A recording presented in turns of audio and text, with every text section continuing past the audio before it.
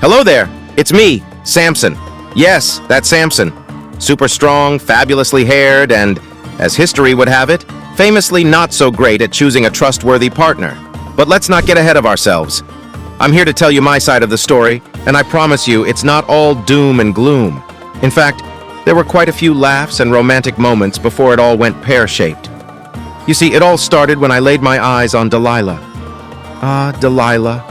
She was the kind of woman who could make a man forget his own name with just a glance.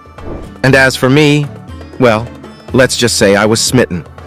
You might think a guy with my strength wouldn't be so easily toppled, but love, my friends, is the greatest leveler of all. Our first meeting was something out of a comedy sketch. There I was, strolling through the market, flexing my muscles at the locals, as one does when one's reputation precedes him. And then, bam! I walked straight into a stall, knocking over a pyramid of pomegranates. Fruit went rolling everywhere, and there I was, the strongest man in the land, slipping and sliding on pomegranates like a novice ice skater. And then I heard it. Laughter.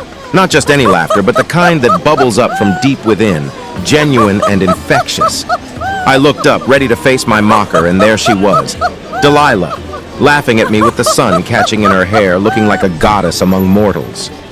"Oh, strong man can't stand your ground against some fruit," she teased. I was supposed to be smooth, charming, maybe throw back a witty retort. But what did I say? I prefer grapes, actually. Grapes. Of all the things to say, I chose grapes. But you know what? She laughed even more, and that's how our story began. Not with epic feats of strength or battles against enemies, but with laughter and pomegranates. Our courtship was the talk of the town. Samson, the invincible, brought to his knees by love, and Delilah, she reveled in it, challenging me in ways no enemy ever could. We'd take long walks, arm in arm, and she'd quiz me on my secrets, always with a twinkle in her eye. "How do you do it, Samson? How are you so strong?" she'd ask, poking me in the side. I'd chuckle, dodging her questions. "Oh, it's all in the diet. Eat your veggies, kids," I'd proclaim to the amused onlookers. But as much as we laughed, there was also a depth to our connection. Delilah had this way of looking at me, a way that made me feel seen, really seen for the first time. It wasn't just about the strength or the hair. She saw the man beneath, and I loved her all the more for it. So there we were, Delilah and I, living the dream. She had this insatiable curiosity about my strength, always with the playful interrogation. And I, ever the entertainer, spun tales wilder than the last. "It's the moonlight baths," I'd say, or "I wrestle lions before breakfast for exercise." She'd roll her eyes, but her laughter told me she enjoyed these absurdities as much as I did. But love, as they say, is blind. And in my case, it was also a bit deaf and dumb. Looking back, I should have noticed the way Delilah's eyes darkened whenever I dodged her real question, the source of my strength. But I was too caught up in the romance, the thrill of it all. Plus, have I mentioned how she made the best fig cakes? Distractions, my friends, come in all forms. One evening, under a sky so star-filled it made you believe anything was possible, Delilah laid her head on my chest and whispered, "Samson, my love, tell me your secret. How are you so strong?"